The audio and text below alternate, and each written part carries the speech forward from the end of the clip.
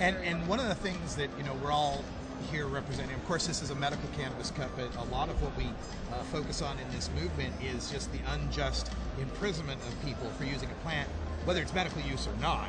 Right. And it's just caused us to have some awful statistics with mass incarceration in this country. Well, and here's the thing, like most of the people who have this conversation, they know the word mass incarceration, but they don't know what that actually means to the everyday people. So what we have is a privatized prison system where Corrections Corporation of America, which has shareholders that buy stock in mass incarceration and in this privatized prison system, the United States government is contractually bound to A, guarantee a 90% occupancy rate in our federal prison system, and B, to use federal taxpayer dollars to pay Corrections Corporations of America $36,000 a year per inmate per year that they're in jail. Now, normally, as business people, which is something I do, I help small businesses become strong and sustain themselves in this market. Now, we have a term that everybody knows. It's the cost of doing business, right? Okay, so what Corrections Corporations of America is doing is they're going out and they're executing what is called prison work contracts. And that's where these prisoners are sitting in the prisons and making Victoria's Secret panties, yes, for 13 cents a day, and they're packaging Starbucks coffee for 14 cents a day, right? And if you want to make 22 cents a day, then you are assembling anti-Scud missile systems for the United States Department of Defense. And notice, we don't talk about outsourcing anymore. But in the Midwest, you're seeing all these stories come across the news feeds. If you Google News Alert prison work contracts, you're seeing businesses in the Midwest, American companies that can't compete, that are being put out of business. And we're not hearing the buzzword outsourcing anymore.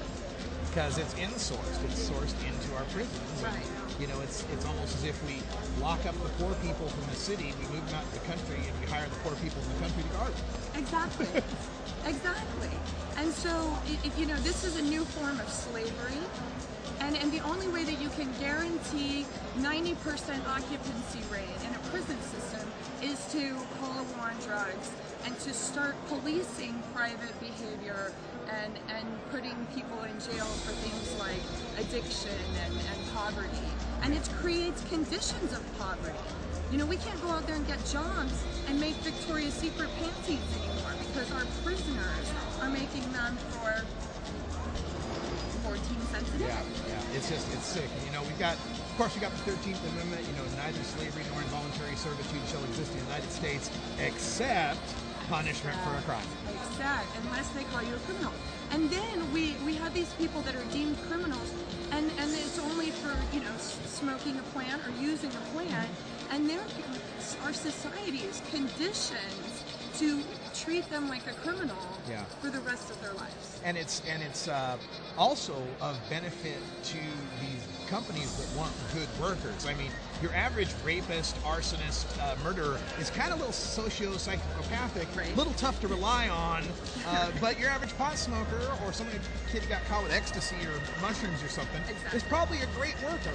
Right, and here's the thing, if they don't work, they get put in solitary confinement. Oh my God.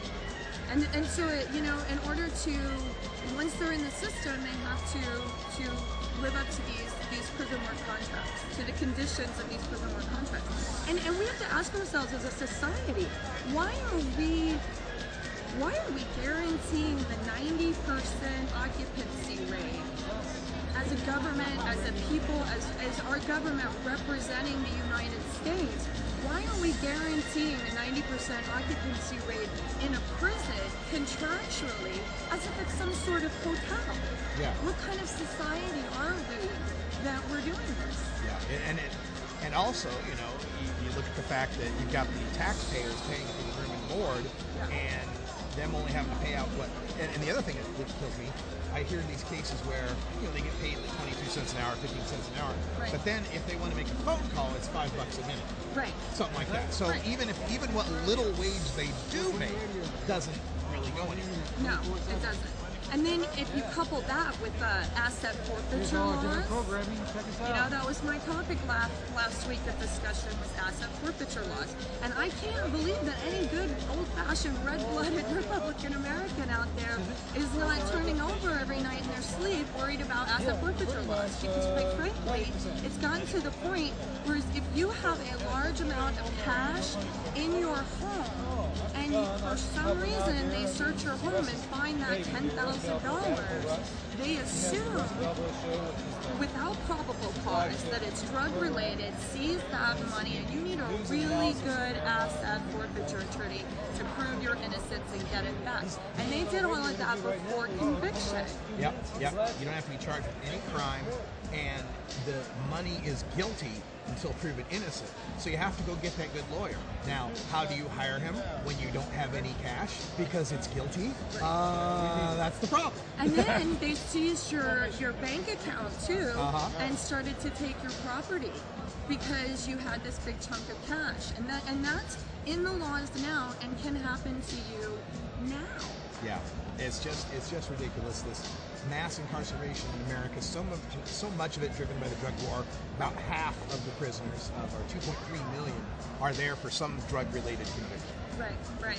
Just insane. And what we do, and what I love about what we do, is we are Who's repairing. we now? These are activists that come out and have this conversation. Is we're repairing a rift. There's acceptance. We've stopped accepting each other as human beings. And if we're deeming people criminals for the personal use of marijuana, then what are we doing? But today, at these events where people can come together and celebrate the fact that they believed in truth and they believed in this plan and appreciate each other is a beautiful and divine thing. There we go. That's what, and we all have to band together to be able to pull this off. We can't do it by ourselves, and that's why a gathering like this, so many different diverse groups with the same basic agenda, end this war on certain American citizens using non-pharmaceutical, non-alcoholic, tobacco-free drugs. Exactly.